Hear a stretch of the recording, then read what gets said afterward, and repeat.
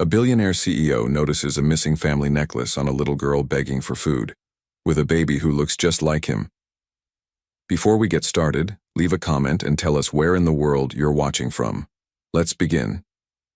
The crisp December air bit at Alexander Richardson's face as he stepped out of LeBaron, Manhattan's most exclusive restaurant. At 38, he commanded an empire worth billions, built through calculated decisions and unwavering focus. Tonight's meeting had secured another lucrative acquisition for Richardson Industries, exactly as he had planned. Alexander adjusted his cashmere coat and checked his Swiss watch. His driver would arrive in precisely 3 minutes. Everything in his life operated with mechanical precision, just the way he preferred it. "Please, just a little food." The soft voice barely registered in his consciousness.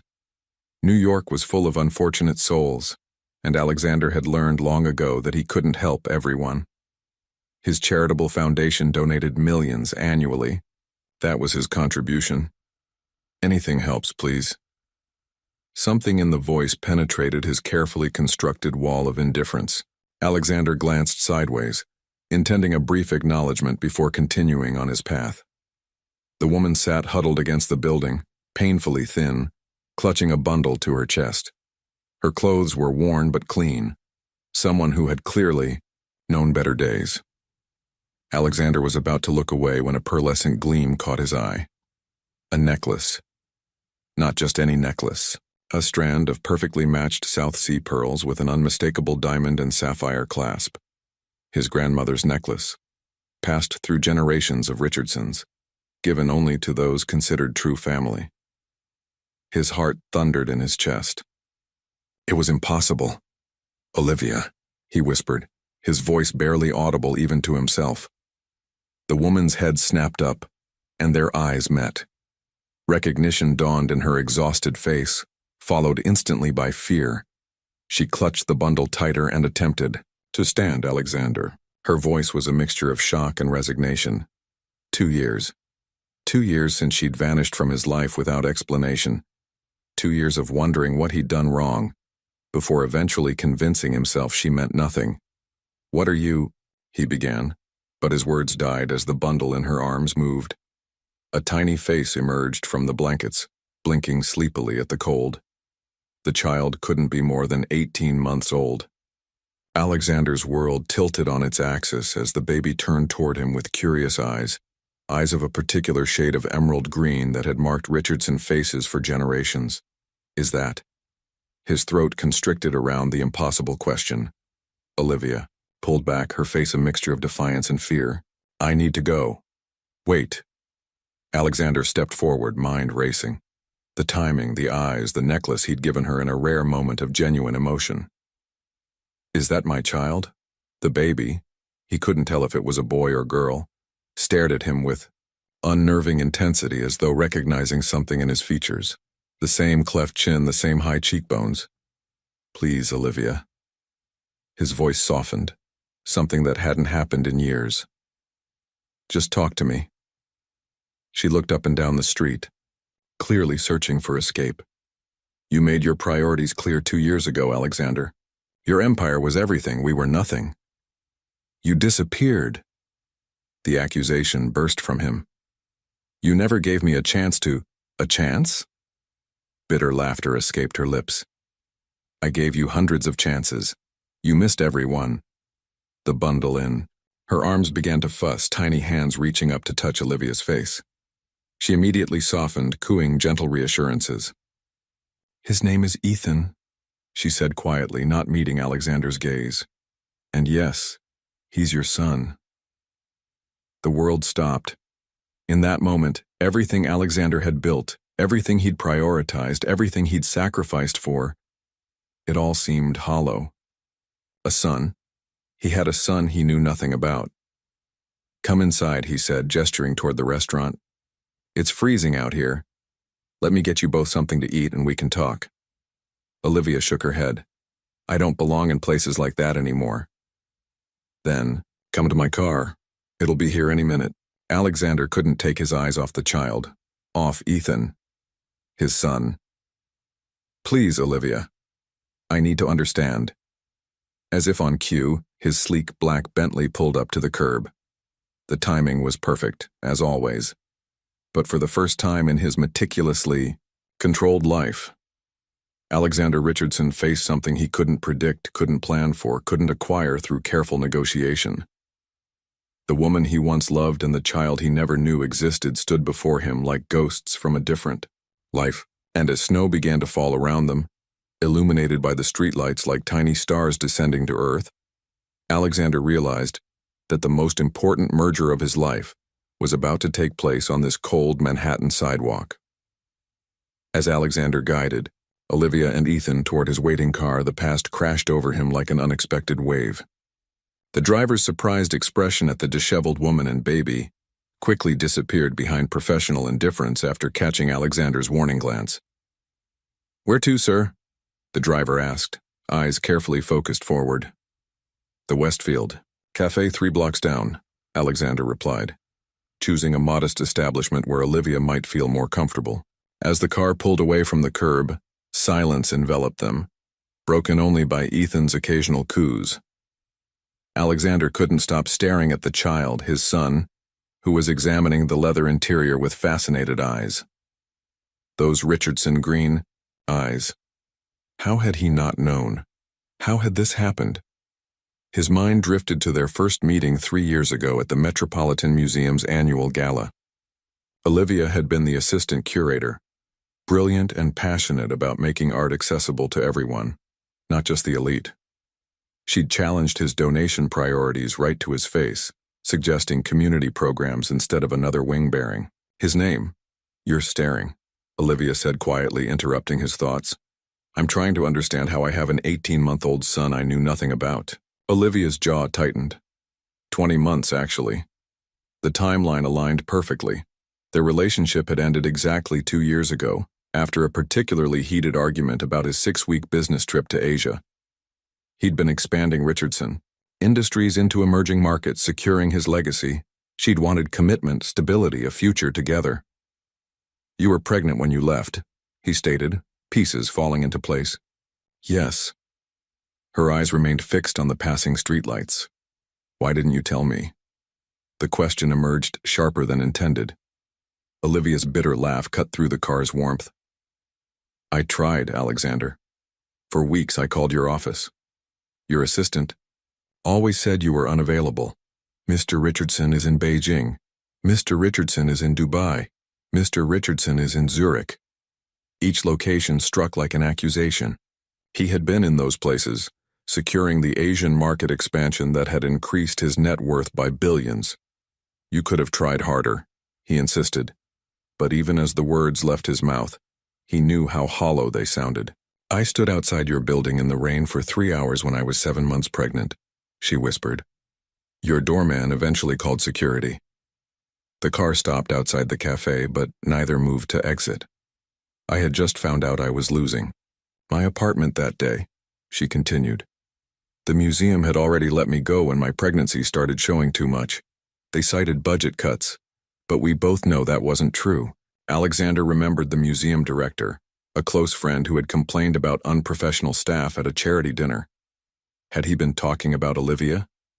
Had Alexander unknowingly contributed to her downfall? When did things get so bad? He asked, glancing at her worn clothes, at the thinness of her face. She looked down at Ethan, now sleeping peacefully against her chest. The recession hit the art world hard. No one was hiring a pregnant woman with no fixed address. After Ethan was born, it got worse. Daycare costs more than most entry-level positions pay. The necklace gleamed against her collarbone, catching the streetlight. The Richardson pearls, his grandmother's prized possession worth a small fortune, should have provided her with months of comfortable living. "Why didn't you sell the necklace?" he asked. Her hand instinctively moved to touch the pearls. "It was the last piece of you," she admitted, vulnerability breaking through her defenses. "And I wanted Ethan to have something of his heritage, even if you weren't in his life." Tonight would have been different, though. He could see it in her eyes. "You were going to sell it tonight, weren't you?" Olivia nodded, tears finally spilling. Over. The shelter is full, it's below freezing, I had no choice. Alexander felt something crack inside him, the protective shell he'd built around his heart since she'd left. For the first time in 2 years, he allowed himself to feel the full weight of what he had lost through his own neglect, and what he might have gained had fate not placed him at that exact restaurant on this exact night. Inside the small cafe, Alexander and Olivia sat across from each other at a corner table. Ethan was awake now, quietly playing with a paper napkin while occasionally glancing at Alexander with curious eyes. The waitress had brought them coffee and a plate of pastries that Olivia hadn't touched. "You should eat something," Alexander said, pushing the plate toward her. "I didn't come here for charity," Olivia replied, but her eyes lingered on the food, pride battling with necessity. "It's not charity to feed the mother of my child." The words felt strange on his tongue, my child. A concept so foreign yet undeniably true as he looked at Ethan's features, a perfect blend of them both. Olivia finally took a pastry, breaking off a small piece for Ethan, who accepted it eagerly. Alexander noticed her hands trembling, slightly. "I tried to reach you," she said quietly. "When I found out I was pregnant, I called your office 13 times. 13? Alexander's brow furrowed. "I counted." Her smile was bitter. "Your assistant started recognizing my voice the last time she told me not to call again." Alexander made a mental note to fire Claire immediately. "I never knew." "Would it have mattered?" Olivia challenged. "You were building your Asian expansion. The most critical phase of Richardson Industries' growth, you called it." He remembered those words, the same ones he'd used when she'd asked him to skip the trip and attend her exhibition opening instead. The exhibition she'd worked on for months. "I would have helped," he insisted. "Like you helped when I needed you before?" Her voice remained low but intense. "You were always somewhere else, Alexander. Physically present but mentally calculating your next acquisition." Ethan dropped his napkin and Alexander instinctively reached to pick it up. Their hands brushed as Olivia moved at the same moment. For a heartbeat, the years between them vanished. "What do you want from me now?" Alexander asked, withdrawing his hand. "Money? A place to stay?" Olivia's face hardened. "I don't want anything from you. If we hadn't crossed paths tonight, you still wouldn't know about Ethan. He's my son." "A son you never knew existed until an hour ago," she countered. "A son who's gone 20 months without a father." Alexander felt a surge of anger. "Because you kept him from me. Because you made yourself unreachable." Tears welled in her eyes. "Do you know what it's like to wait in an emergency room for 6 hours with a feverish infant, completely alone? To choose between paying for diapers or dinner? To be turned away from shelters because they're overcrowded?" Each question hit like a physical blow. While he'd been jet-setting between luxury hotels and boardrooms, his child had been struggling to survive. "I didn't know," he repeated, his voice smaller. "No," she agreed. "You didn't know. But you made it impossible to tell you." Ethan reached toward Alexander suddenly, tiny fingers extended. Without thinking, Alexander offered his hand, and the ID boy grabbed his index finger with surprising strength. In that simple touch, everything changed. The empire he'd built, the wealth he'd accumulated, the power he wielded, none of it mattered compared to this small hand holding his finger. "What happens now?" he asked, his eyes locked on his son's face. "I don't know," Olivia admitted. "This wasn't part of my plan." Alexander Richardson, master strategist who never entered a negotiation without knowing exactly how it would end, found himself completely adrift. But for the first time in his adult life, uncertainty didn't terrify him. It felt like possibility. The stark contrast between their lives became painfully apparent as Alexander drove Olivia and Ethan to his penthouse. He'd insisted they stay the night, at least until he could arrange something more permanent. The Bentley glided through Manhattan's streets, a silent bubble of luxury separating them from the harsh winter night. "Where have you been staying?" Alexander asked, watching Ethan doze against Olivia's shoulder. Recently? The women's shelter on 82nd, she answered without emotion. Before that, a friend's couch until she moved. Before that, she shrugged. Wherever was safe. Alexander winced, internally, but kept his face neutral. The thought of his son sleeping in shelters while he had a 10,000 square foot penthouse with 5 empty bedrooms made his stomach turn. The car pulled into the private underground garage of his building. The security guard snapped to attention, opening the door with practiced efficiency. "Welcome back, Mr. Richardson," he said, barely concealing his surprise at Alexander's companions. The elevator ride to the 52nd floor was silent. When the doors opened directly into his penthouse foyer, Olivia's sharp intake of breath was audible. The space was immaculate, all sleek lines, museum-quality art, and panoramic views of the Manhattan skyline, designed to impress, not to live in.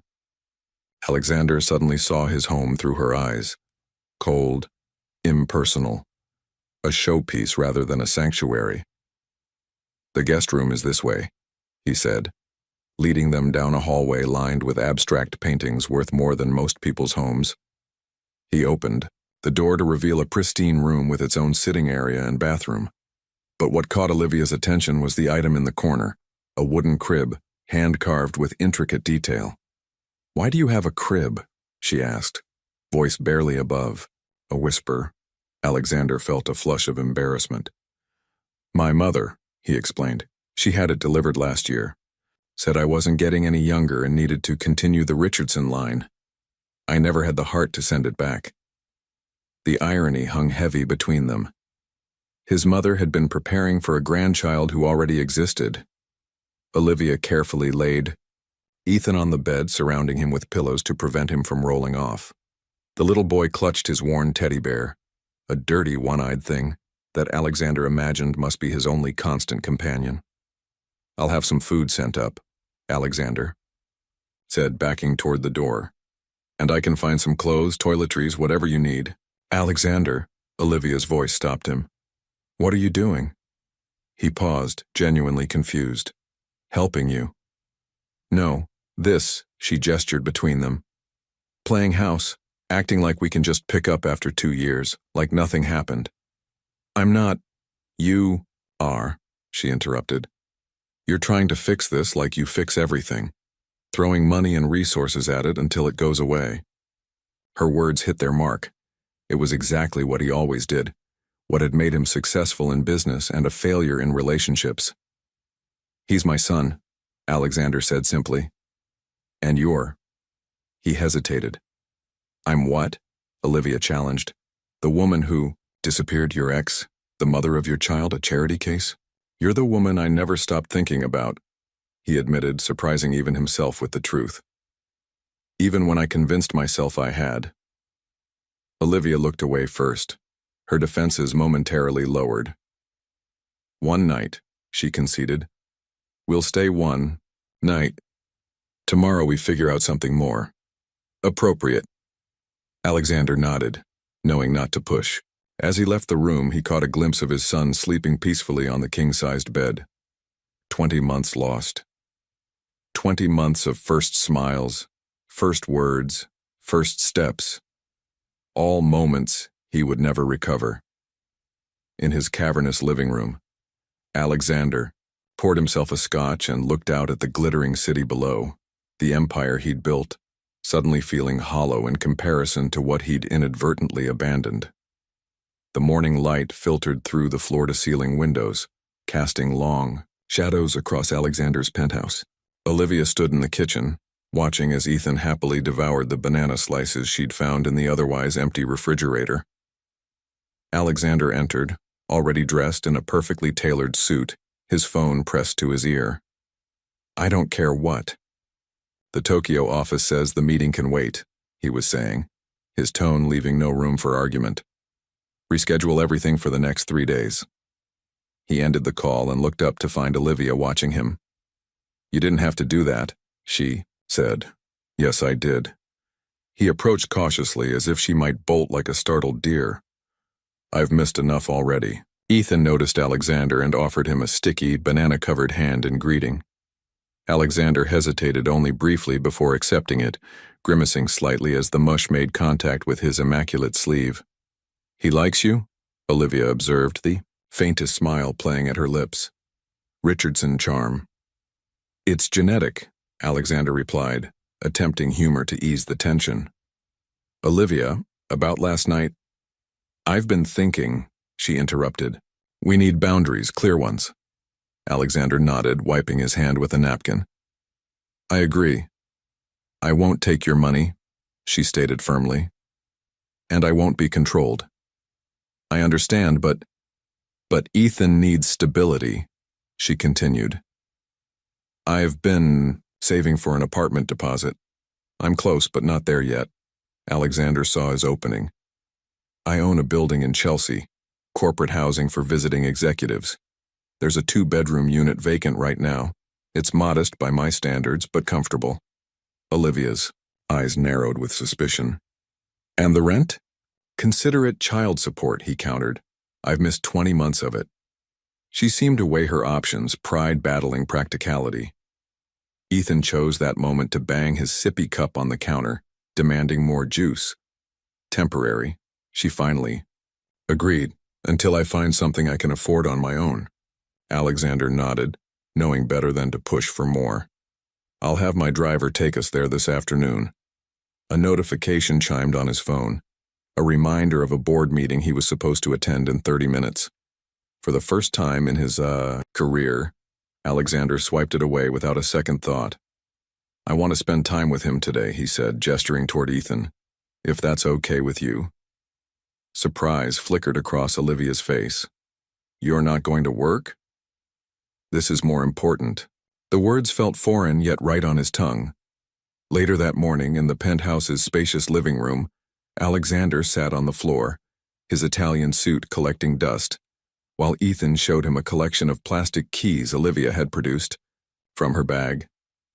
The boy babbled enthusiastically, occasionally forming words like blue and big. "He's talking," Alexander said, awestruck. "He's really talking." "He knows about 30 words," Olivia said, watching from the sofa. "He's ahead of the curve, according to his pediatrician." "Of course he is," Alexander replied with unmistakable pride. "He's a Richardson." Olivia's expression sobered. "He's also a Williams. My family matters too, Alexander." The rebuke was gentle but firm, and Alexander felt appropriately chastened. "You're right. I'm sorry." Ethan suddenly pulled himself up using Alexander's knee and took several wobbly steps toward a colorful toy on the coffee table. When he reached it successfully, he turned with a triumphant grin, a smile so radiant that Alexander felt something crack open inside his chest. "I want to be part of his life, Olivia," he said, his voice thick with emotion. "Not just financially, really part of it." "I don't want your money," she repeated. "I want him to have a father who's present, if he's going to have any father at all." Alexander met her gaze with newfound determination. "I will be, I promise."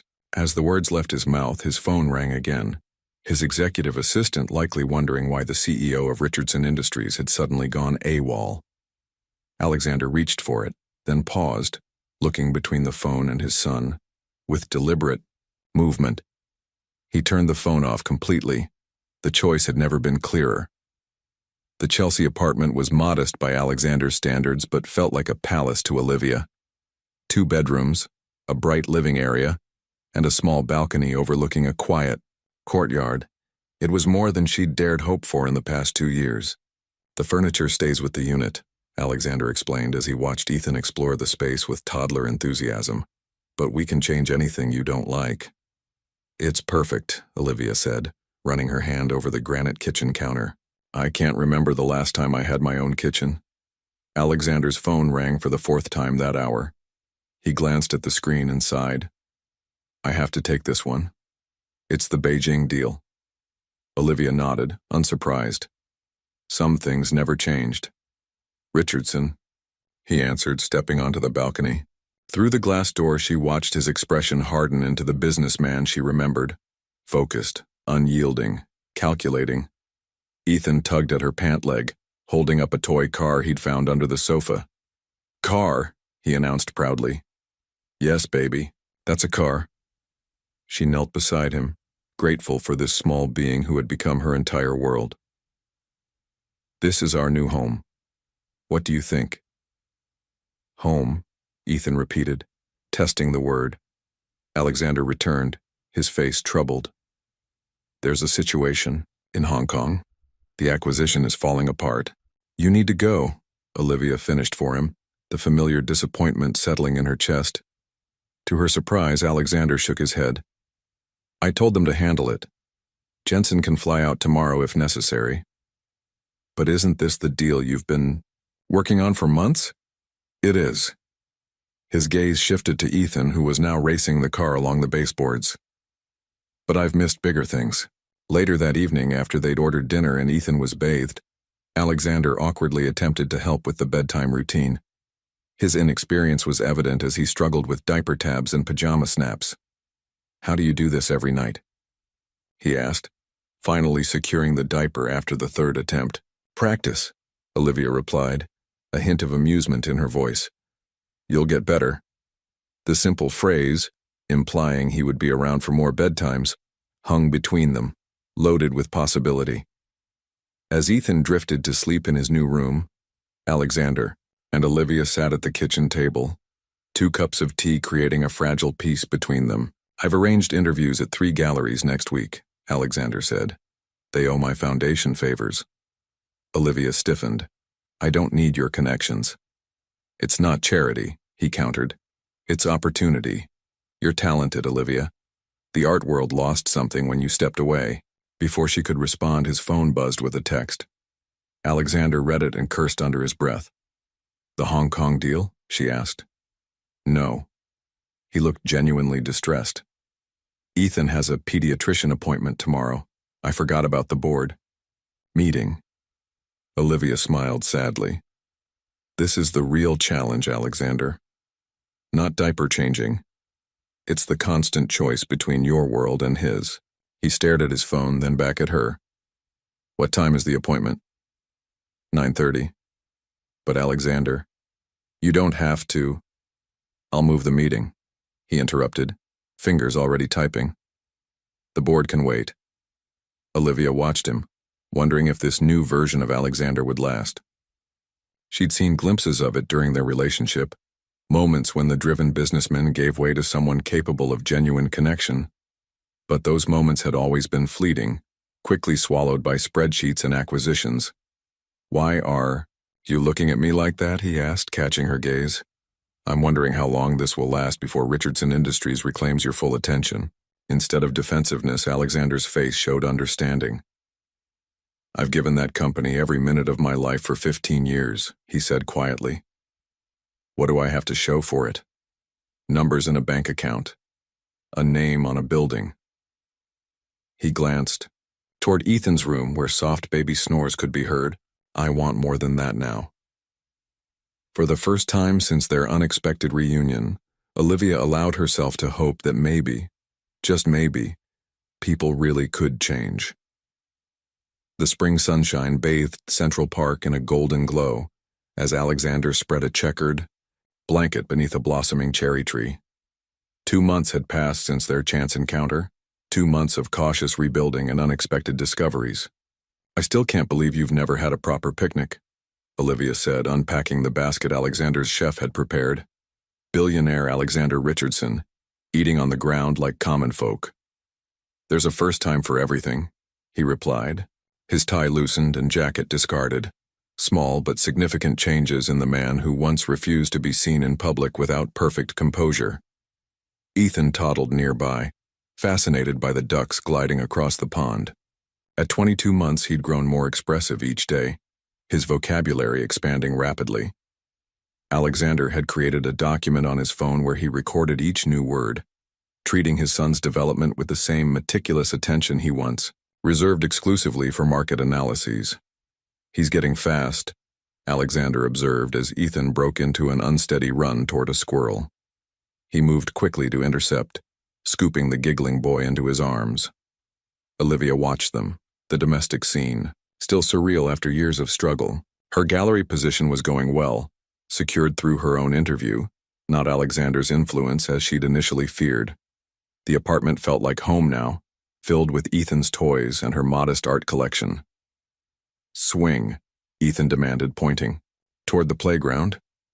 Alexander looked to Olivia for permission, something that had become their unspoken arrangement, co-parenting with carefully negotiated boundaries. "Go ahead," she said, smiling. "I'll set up lunch." As she arranged sandwiches on paper plates, Olivia reflected on the changes in Alexander. The man who once checked his phone every 3 minutes now regularly left it behind during their outings. Board meetings were rescheduled around Ethan's doctor appointments. Last week, he'd appeared at her gallery opening, arriving early and staying until the end. At the playground, Alexander was pushing Ethan on the swings, their matching laughs carrying across the distance. Something warm unfurled in Olivia's chest, a feeling she'd carefully guarded against since their reunion. When they returned flushed and happy, Ethan immediately reached for his juice box. "Thirsty, Papa?" he said casually, the word falling from his lips as naturally as breathing. Alexander froze, his eyes meeting Olivia's over their son's head. "He called me Papa," he whispered, voice thick with emotion. "It's the first time," she confirmed, equally moved. They ate lunch in companionable silence, interrupted only by Ethan's enthusiastic commentary on passing dogs and clouds. As Olivia reached for the last strawberry, her fingers brushed against Alexander's. The contact was brief but electric, a reminder of what once existed between them. "I've missed this," Alexander said quietly. "Not just Ethan. Us."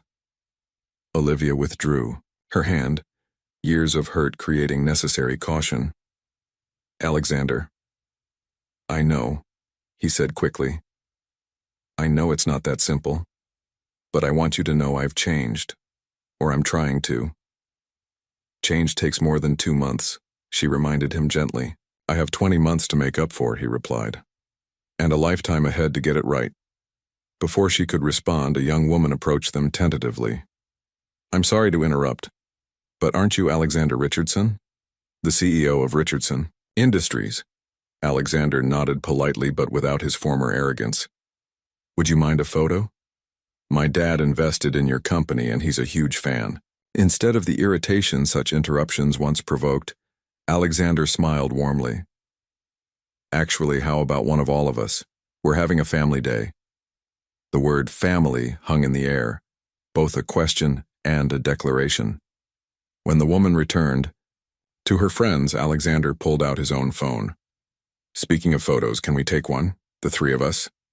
A fellow park-goer obliged, capturing the moment. Ethan between them, all 3 smiling in the dappled sunlight. When Alexander looked at the result, something shifted in his expression.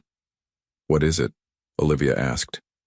"I want this framed for my office," he said simply, "to remind me of what actually matters." As the afternoon waned and Ethan dozed on the blanket, between them Olivia allowed herself to acknowledge the truth she'd been fighting. Despite everything, her heart was opening to him again, one careful inch at a time. The autumn leaves crunched beneath Olivia's feet as she hurried toward the small gallery where she'd been working for the past 4 months. Her phone buzzed again, the 3rd call, from Marcus, the gallery owner, in the past hour. Something was wrong. When she arrived, the usually bustling space was eerily quiet. Marcus sat at the reception desk, head in his hands, a stack of papers scattered before him. "What's happening?" Olivia asked, setting down her bag. Marcus looked up, his face ashen. "It's over, Olivia. I've lost everything." Over the next painful hour, Marcus explained how he'd invested the gallery's reserves in a friend's art tech startup that had spectacularly imploded. The upcoming exhibition they'd been planning, Olivia's first major curatorial project since returning to the art world, would be canceled. The gallery would close by the end of the month. "I'm so sorry," Marcus said, genuine regret in his voice. "You were bringing new life to this place." Olivia left in a daze, her carefully reconstructed professional life crumbling, just as it had begun to solidify. Without thinking, she found herself walking to Alexander's office, a 40-story monument to Richardson Industries in Midtown. The receptionist recognized her immediately. Ms. Williams, Mr. Richardson is in a meeting, but I'll let him know you're here. No, don't interrupt, Olivia began, but the woman was already dialing. Minutes later, Alexander emerged from the elevator, concern etched on his face. What's wrong? Is Ethan okay? He's fine, he's with the sitter, she assured him. I shouldn't have come, you're busy. I'm never too busy for you, he said simply, guiding her to his private elevator. Tell me what happened. In his office, a sprawling space with views of Central Park, Olivia explained the gallery's collapse. As she spoke, Alexander's expression changed from concern to calculation. I could buy it, he said when she finished. The gallery, it would be simple. Absolutely not. Olivia stood abruptly. Olivia, be reasonable. I have the resources. I'm not going to be another acquisition, Alexander. The words burst forth with unexpected force. Not everything can be fixed by throwing money at it. That's not what I'm doing, he protested. Isn't it? She paced the length of his office. This is exactly what I was afraid of. I'm finally standing on my own feet, building something for myself and Ethan, and at the first obstacle you want to swoop in and solve it with your checkbook. Alexander's jaw tightened, the CEO re-emerging. I'm trying to help. By making me dependent on you? By turning my career into another subsidiary of Richardson Industries? Tears threatened, but she blinked them back. I won't be your charity case. You're being stubborn, he said, frustration evident. Think of the practical benefits. I am thinking practically, she interrupted.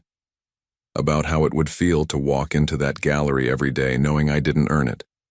Knowing everyone else thinks I only have it because of who I'm. She stopped herself. Because of who you're what? Alexander pressed her. Sleeping with, she finished bluntly. That's what they'd think. The woman who trapped Alexander Richardson with a baby and got a gallery as a consolation prize. The harsh words landed between them like physical blows. Alexander stepped back, genuinely stunned. Is that what you think I see when I look at you? At us?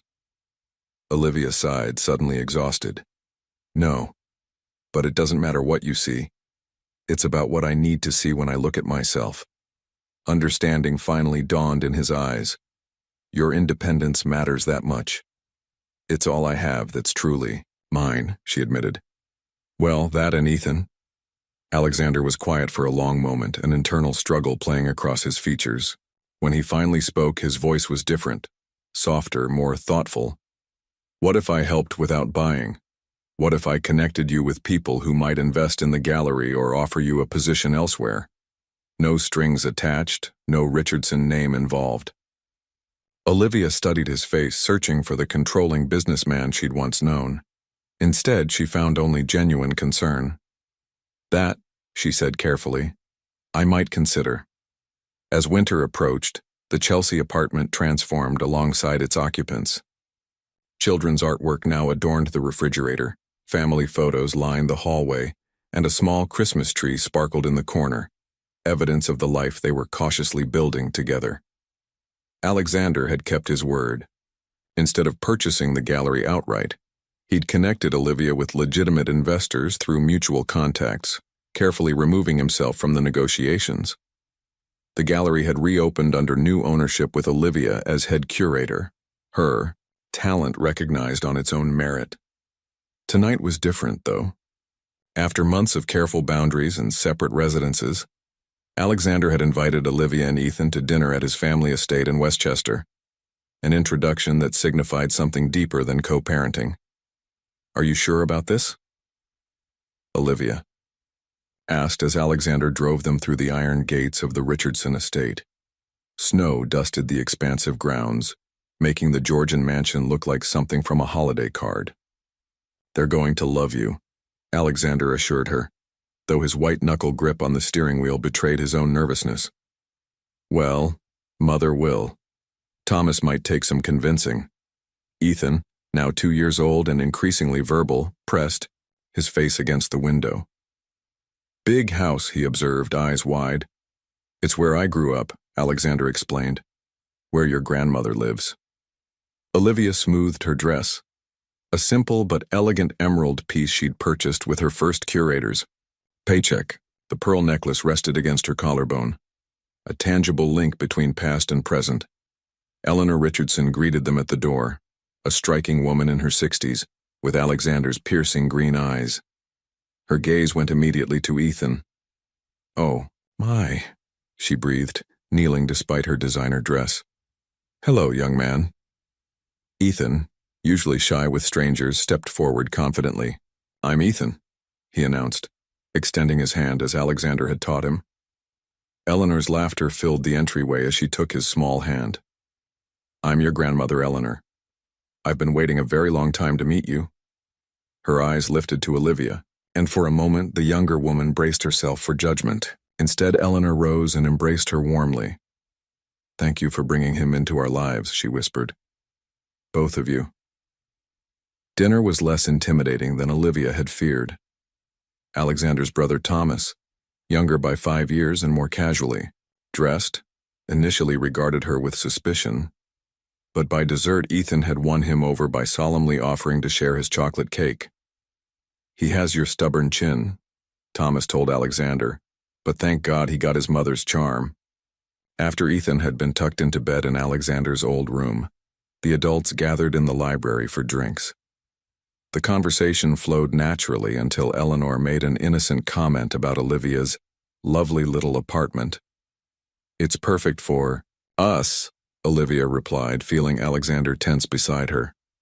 "But surely," Eleanor continued, "it would make more sense for all of you to be together. This house is enormous and Alexander's penthouse has plenty of room." "Mother," Alexander warned. "What? I'm merely suggesting what's practical. Ethan should grow up in a proper home with both parents." "My home is proper," Olivia said quietly but firmly. "And Alexander has been wonderfully present for Ethan while respecting my independence." Eleanor's expression softened with understanding. "Of course. I apologize if I overstepped." Later, as they prepared to leave, Alexander surprised everyone by defending Olivia when his mother made another well-intentioned but elitist remark about Olivia's gallery being in a transitional neighborhood. "Actually, Mother, Olivia's gallery is showing artists no one else has the vision to discover. Her last exhibition sold out completely. The neighborhood is lucky to have her." The drive back to the city was quiet, Ethan asleep in his car seat. When they arrived at the Chelsea apartment, Alexander carried his son inside and helped settle him in bed. "Thank you," Olivia said as they stood in the kitchen afterward, "for what you said to your mother." "I only told the truth," he replied. "You're extraordinary, Olivia. You always have been." The compliment hung between them, honest and unembellished. Alexander reached out slowly, giving her time to pull away, and tucked a strand of hair behind her ear. "I've been thinking," he said, carefully, "about what my mother said." Olivia stiffened slightly. "Alexander, not about moving in together," he clarified quickly. "About Ethan having both parents in his life, properly. He does have both of us. I know, but I was wondering." He took a deep breath. "Would you and Ethan like to come to Aspen for Christmas? My family has a lodge there. Separate rooms, of course," he added hastily. "I just thought it would be nice for Ethan to have a real family Christmas, for all of us to be together." The invitation was more than a holiday proposal. It was a step toward a future neither had dared imagine 6 months ago. Olivia looked at him, this new Alexander who had learned to listen, to compromise, to put others first. For the first time since their reunion, she allowed herself to truly believe in the possibility of them. "I think," she said slowly, "that would be wonderful." The Aspen trip had transformed something between them. Now, 3 months later, Alexander sat in his penthouse office, the family photo from Central Park prominently displayed beside his computer. He traced the pearl necklace in the image with his finger, lost in thought when his phone rang. "The Hong Kong investors are getting impatient," Jensen, his COO, reported. "They want an answer by tomorrow." "I'll call them personally," Alexander promised, ending the call just as the elevator announced, "A visitor." Olivia and Ethan entered, the boy immediately racing toward him with outstretched arms. "Papa, we saw ducks." Alexander scooped him up, business concerns momentarily forgotten. "Did they quack at you?" "I quacked at them," Ethan demonstrated enthusiastically. Olivia smiled at their interaction. "Sorry to interrupt your workday. His play date canceled and he insisted on seeing you." "Never apologize for this," Alexander said, meaning it completely. Later, after they'd built a fort from sofa cushions and Ethan had fallen asleep for his afternoon nap, Alexander found Olivia in his bedroom. She stood before his dresser, fingers gently touching the velvet box where he kept family heirlooms. "I was looking for tissues," she explained, slightly embarrassed. "It's fine," he assured her, opening the box. Inside lay several Richardson treasures. His grandfather's pocket watch, his father's cufflinks, and an empty velvet impression where the pearl necklace had once rested. "I never asked you about it," Olivia said quietly. "Why you gave me the necklace that night?" Alexander's mind traveled back 3 years, to the evening at his Hamptons house when he'd impulsively retrieved the family treasure from its vault.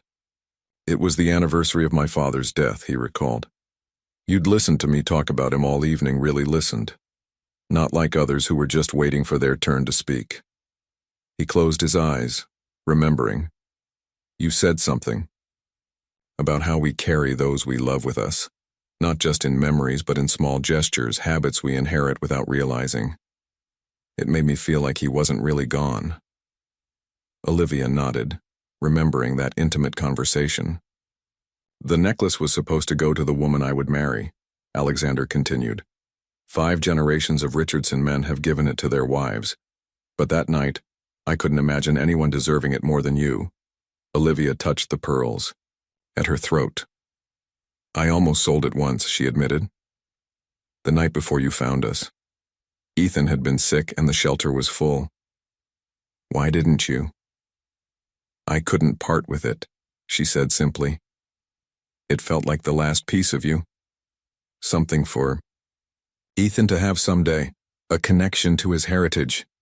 Alexander took her hand gently. "When I was growing up, my grandfather told me this necklace was the Richardson family's greatest treasure, worth more than any building or company."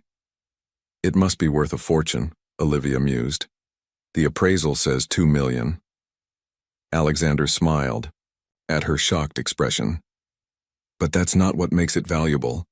My grandfather was right about it being our greatest treasure, but not for the reason I thought." "What do you mean?" "This necklace brought me back to you both," he said softly. "If you hadn't been wearing it that night, I might have walked right past. Ethan might have grown up never knowing his father. I might have spent my life accumulating wealth that meant nothing." Outside the bedroom, they could hear Ethan beginning to stir from his nap. "Maybe that's what made it valuable all along," Alexander continued. "Not the pearls themselves, but their ability to connect generations, to bring people together." Olivia's eyes glistened with unexpected tears. "You've changed, Alexander. For the better, I hope. Definitely for the better." She reached up to touch his face, a gesture of tenderness they had cautiously allowed back into their relationship. "The man who gave me this necklace was generous, but distracted, always looking toward the next achievement.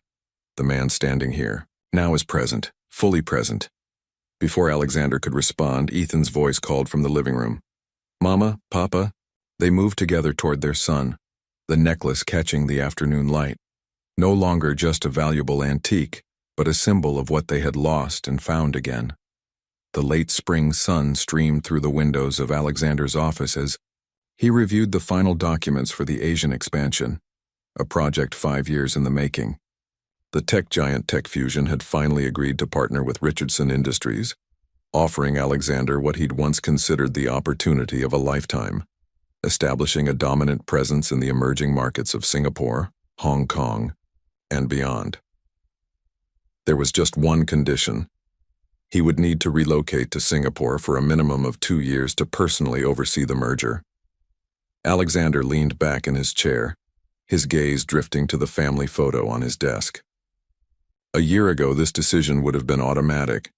His empire had always come first. Now everything was different. Ethan had just turned 2.5, developing his own personality daily. The thought of missing those precious moments made his chest tighten, his intercom buzzed. "Mr. Richardson, your 3 o'clock is here. Send her in," he replied, putting aside the contract. Olivia entered, looking radiant in a professional navy dress. Their relationship had evolved into something neither could have predicted, not quite back together, but far more than co-parents. There was an ease between them now, built on renewed trust and shared priorities. "Sorry I'm late," she said, setting down her portfolio. The Chicago gallery called again. Alexander's interest peaked. "And?" "They've officially offered me the curator position for their modern American exhibition." Pride colored her voice. "It's exactly the opportunity I've been waiting for, a chance to showcase underrepresented artists on a major platform." "Olivia, that's incredible." Alexander's genuine enthusiasm was tempered only by the realization that Chicago was nearly 1,000 miles from New York. When would it start? "That's the thing." She sat across from him, excitement mixed with apprehension. "They need me there by next month for preliminary selections. The exhibition opens in fall." "Next month," Alexander repeated, the Singapore contract suddenly heavy on his desk. "That's soon." Olivia studied his expression. "What is it? You look troubled." Alexander hesitated, then slid the Tech Fusion contract across to her. "This came through today. The Asian expansion I've been working toward for years." She scanned the document, her expression sobering as she reached the relocation clause. "Singapore, for 2 years. Minimum," he confirmed. The silence between them grew weighted with unspoken implications. This was precisely the scenario that had driven them apart before, career ambitions pulling in opposite directions with no compromise in sight. "We're at a crossroads again," Olivia finally said. "It seems we are." Alexander stood and moved to the window, looking out at the Manhattan skyline he'd helped shape. "A year ago, I would have signed this without hesitation. And now?" He turned to face her. "Now I can't imagine missing 2 years of Ethan's life. I can't imagine not seeing you both every day." Olivia joined him at the window, close but not touching. "When I got the Chicago offer, my first thought wasn't celebration. It was wondering how to tell you, how we could make it work so Ethan wouldn't lose what he's gained with you." Alexander felt something shift between them, the beginning of a solution neither would have considered before. "What if," he began carefully, "we approach this differently this time? Not as separate individuals making unilateral decisions, but together." "What do you mean?" "I mean, what if I restructure the Singapore deal? Send Jensen to oversee the initial setup while I commute monthly? And what if Richardson Industries establishes a presence in Chicago, where I could work while you curate your exhibition?" Olivia looked genuinely surprised. "You'd do that? Restructure your company around our family?" The word family hung in the air between them, acknowledging what they had become. "A year ago I wouldn't have," Alexander admitted. "But now I understand what matters. What truly matters." Olivia's eyes glistened with unexpected emotion. "I never thought I'd hear Alexander Richardson talk about compromising his business vision for anything." He took her hand gently. "It's not a compromise when you're gaining something more valuable." For a moment they stood in silence, hands linked as they considered the possibility of finding a solution together, something neither had believed possible when they'd parted ways years before. "So," Alexander ventured, "shall we figure this out? Together?" Olivia's smile held both caution and hope. "Together sounds good. It sounds right." As the afternoon light bathed the office in gold, the two contracts lay side by side on Alexander's desk, symbols of their individual accomplishments and the mutual future they might build, if they were brave enough to chart a different course than before. Later that evening, as they watched Ethan build an elaborate block tower in Olivia's apartment, Alexander found himself contemplating not just their careers but the life they might create, if they truly committed to finding solutions rather than accepting inevitable separations. The path forward wouldn't be simple, but for the first time, Alexander Richardson was ready to redesign his empire around something far more precious than profit margins or market share. He was ready to build around love. The Richardson Industries boardroom fell silent as Alexander finished speaking. 12 faces stared back at him with expressions ranging from shock to disbelief. He had just announced his decision to restructure the entire Asian expansion project, delegating the Singapore operations to Jensen while establishing a new Chicago office that would serve as his base for the foreseeable future. "Let me understand this correctly," said Frederick Thornton, the oldest board member and Alexander's father's closest friend. "You're passing on personally overseeing our most significant expansion in company history because you want to be in Chicago?" Alexander met his gaze steadily. "I'm not passing on anything. I'm redistributing responsibilities to maximize efficiency across multiple projects." "This isn't about efficiency," Thornton pressed. "Tech Fusion specifically requested your presence in Singapore. They want the Richardson at the helm, not a surrogate." "Jensen has been with this company for 15 years, Alexander countered. "He understands the Asian markets better than I do." "But he doesn't have your name," another board member interjected. "This feels impulsive." Alexander opened a folder and slid documents across the polished table. "These are the revised projections for the next 5 years, accounting for our simultaneous expansion into both markets. As you can see, the profit margins remain virtually unchanged, with potential for increased growth in the Midwest sector." The room filled with the sound of rustling papers as the board reviewed his meticulously prepared data. Alexander watched them, remembering nights spent creating these projections while Ethan slept in the next room and Olivia worked on her exhibition plans. They developed this solution together, each making compromises to support the other's dreams. "The numbers look solid," admitted Caroline Wright, the CFO. "But I have to ask, why Chicago specifically? We have no existing infrastructure there." Alexander had prepared for this question. Chicago represents an untapped market for our technological innovations, particularly in the education and healthcare sectors. The University of Chicago has already expressed interest in a partnership. He didn't mention Olivia's exhibition, or how they'd spent hours researching neighborhoods with good preschools for Ethan. Some aspects of his decision remained personal. "This is highly unconventional," Thornton said finally, setting down the projections. "Your father would have never—" "My father," Alexander interrupted calmly, "built this company to create a legacy. I've spent 15 years expanding that legacy, often at great personal cost. Now I'm ensuring its continuity while balancing other priorities." "Other priorities," Thornton repeated, understanding dawning in his eyes. "This is about the boy. Your son." Alexander nodded. "Partly. It's about recognizing that my true legacy isn't just this company. It's also my family." The word hung in the air, an acknowledgement of how his priorities had shifted. "A year ago," he continued, "I would have moved to Singapore without a second thought. I would have missed my son's early years, sacrificed relationships, all for quarterly projections and market share." He gestured to the family photo now prominently displayed alongside his corporate awards. "I'm not that person anymore." After an hour of questions and debate, the board reluctantly approved his proposal. As they filed out, Thornton lingered behind. "Your father would be proud," the older man said unexpectedly. "Not of the business decision, he might have questioned that, but of the man you've become. He always regretted missing so much of your childhood for this company." That evening, Alexander arrived at Olivia's apartment earlier than usual, carrying champagne and takeout from their favorite restaurant. Ethan greeted him with a running leap into his arms. "Papa home early," he exclaimed, planting a sloppy kiss on Alexander's cheek.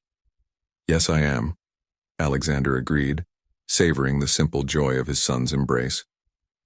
"I'll be home early more often now." Later, after Ethan was asleep, Alexander and Olivia sat on her small balcony, glasses of champagne in hand.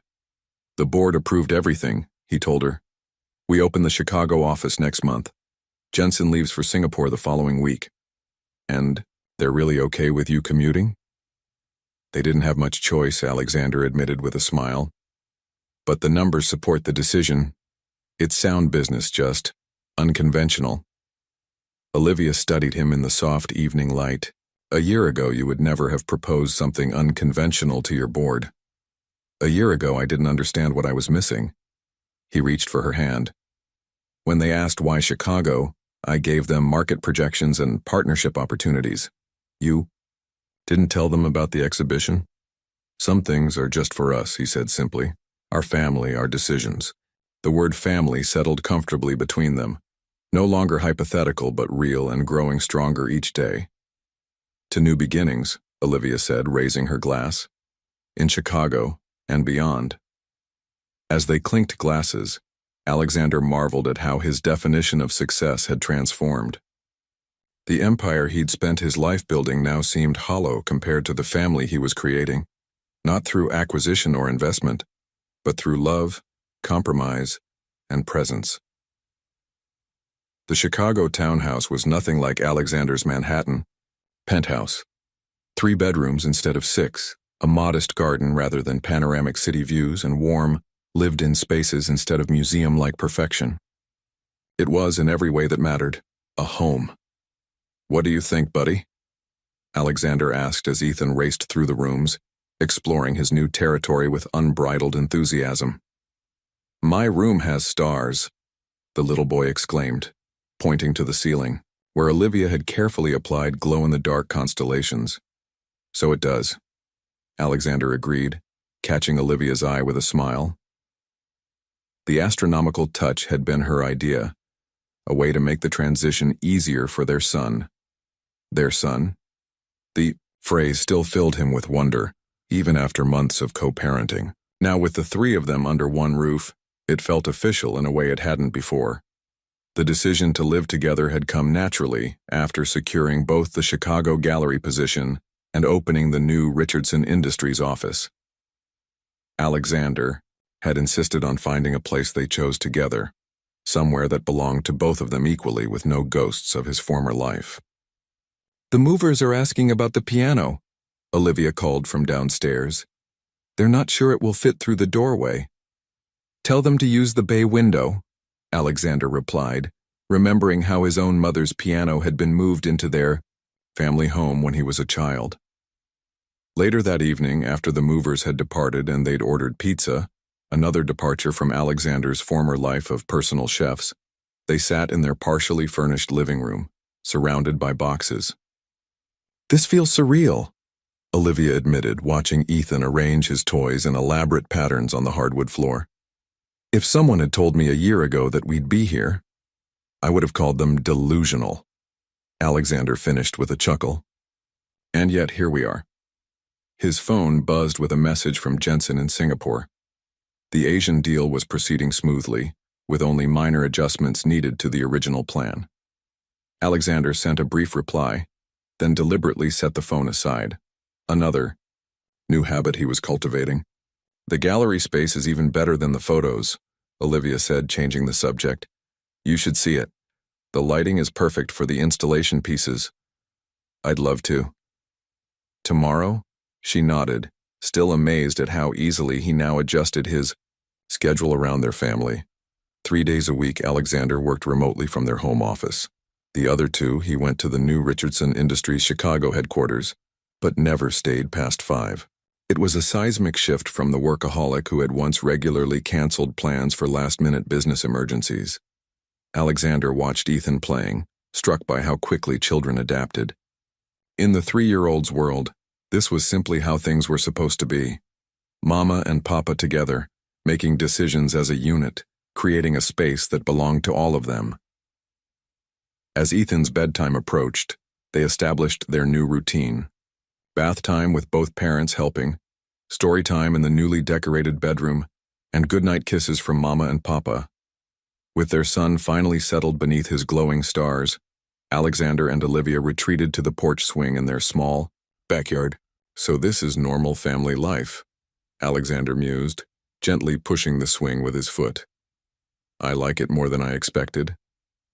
Olivia leaned against his shoulder, a casual intimacy that had returned to their relationship gradually over the months. "It suits you, surprisingly." "Why surprisingly?" Because the Alexander I knew before lived for boardrooms and business deals. He measured success in acquisitions and profit margins. He was missing the point entirely, Alexander said softly, taking her hand in his. The simple gesture felt more intimate than any business handshake sealing a billion-dollar deal. In the quiet of their new backyard, surrounded by moving boxes and the beginnings of their shared life, Alexander realized the perfect moment had arrived. Unplanned and unpretentious. "Marry me, Olivia," he said, the words emerging without rehearsal or grand gestures. She turned to face him, searching his eyes for any trace of the old Alexander, the man who made decisions based on strategy rather than emotion. "Are you sure?" she asked, her voice barely above a whisper. "I've never been more certain of anything," he replied. "Not because it's practical or advantageous, but because I love you. I never stopped." The Chicago Art Institute's modern wing buzzed with anticipation. Tonight marked the opening of Resilience: American Voices in Transition, Olivia's first major curatorial project since returning to the art world, and her most ambitious work to date. Artists previously overlooked by the mainstream art establishment were finally receiving the spotlight they deserved. In the gallery's private room, Olivia adjusted her simple black dress, fingers unconsciously finding the pearl necklace at her throat. After months of preparation, careful curation, and late nights, her vision was finally materializing. The space had been transformed into a journey through contemporary American experiences, challenging, beautiful, and painfully honest. "The Times critic is here," her assistant whispered, "and the collector from New York you wanted to meet." Olivia nodded, taking a deep breath. Her gaze drifted to her engagement ring, a simple emerald surrounded by tiny diamonds, so different from what the old Alexander might have chosen. He had selected it carefully, explaining that he wanted something that represented growth and new beginnings rather than just monetary value. Speaking of Alexander, he was conspicuously absent. He'd texted an hour ago about an emergency with Ethan, who had developed a sudden fever. Their nanny had called, and Alexander had immediately left his office to pick up their son from preschool. "Nothing serious," he'd assured her. "Just a cold. We'll be there soon." But the exhibition was scheduled to begin in 15 minutes, and there was still no sign of them. Olivia fought against the familiar twinge of disappointment. The ghost of broken promises passed. This was different, she reminded herself. Alexander had changed. This was about their child, not work. "Ms. Williams, we should begin the introductions. Soon," the gallery director prompted gently. Olivia nodded, pushing aside her concern. "Of course. Let's start welcoming the guests." As the room filled with art critics, collectors, and fellow curators, Olivia fell into her professional role with practiced ease. She guided conversations, explained her curatorial choices, and connected artists with potential patrons. Yet part of her attention remained on the entrance, watching for Alexander's arrival. 40 minutes into the event, just as she was preparing to give her formal address, the crowd parted. Alexander appeared, looking slightly disheveled but handsome in his suit, carrying a sleepy Ethan who was bundled in a blanket. "I'm so sorry," he whispered when he reached her side. "His fever spiked, and I wanted to be sure it wasn't anything serious before bringing him out. The doctor said it's just a cold, but he insisted on coming to Mama's party." Relief and love washed over Olivia as she touched Ethan's flushed cheek. "You should have stayed home with him. He needs rest." "And miss your triumph? Not a chance." Alexander's eyes swept the gallery, taking in the impressive display. "Besides, he threatened a full meltdown if we didn't come see your artwork."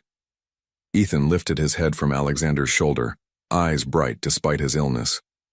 "I wanted to see the pretty pictures," he explained solemnly. The gallery director approached, smiling at the family tableau. "Ms. Williams, we're ready for your address whenever you are." Olivia hesitated, looking between her professional obligations and her son's feverish face. "Go," Alexander encouraged. "Your moment deserves to be celebrated. We'll be right here cheering." "You on?" As Olivia stepped onto the small platform to address the gathered crowd, she caught sight of Alexander moving to the back of the room, still holding Ethan and pointing out different pieces to him in hushed tones. Despite his illness, their son was watching her with unmistakable pride. Her speech flowed naturally, explaining her vision for breaking barriers in the art world and creating spaces for voices often relegated to the margins. When she finished, to enthusiastic applause, her gaze found Alexander's across the room. The look of pure admiration in his eyes mirrored exactly how she felt seeing him there. The powerful CEO who had rearranged both his company and his priorities to be present for what mattered.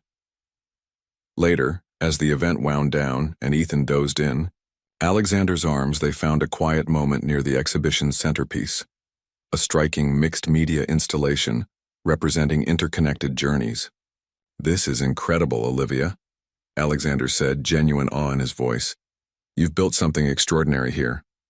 "So have you," she replied, gesturing to the Richardson Industries Chicago office, visible through the museum's windows across the park. "We both have." Alexander shifted Ethan's weight, looking thoughtful. "Do you ever wonder what would have happened if we'd never crossed paths that night in New York? If I'd walked out a different door of that restaurant?" Olivia touched the pearl necklace, the talisman that had changed everything. "I used to believe some things were just bad timing. Now I think." She met his gaze, the truth crystallizing between them. Some people are destined to find each other, no matter how many detours life throws in their path.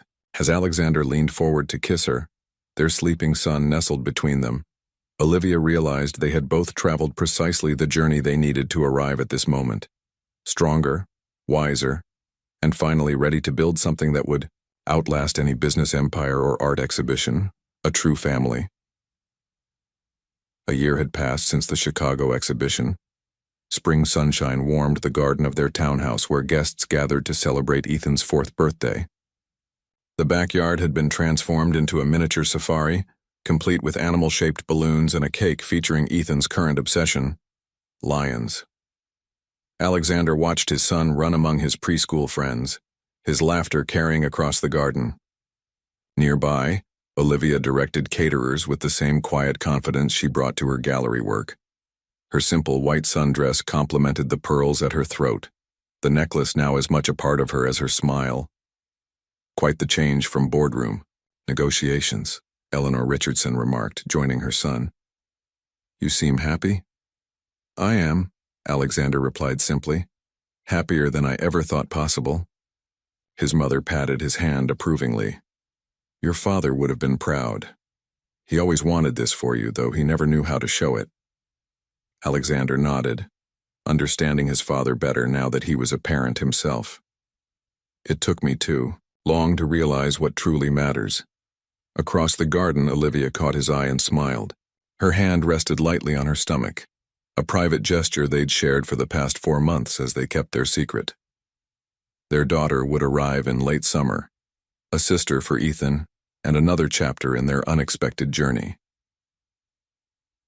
The Chicago venture had proved remarkably successful.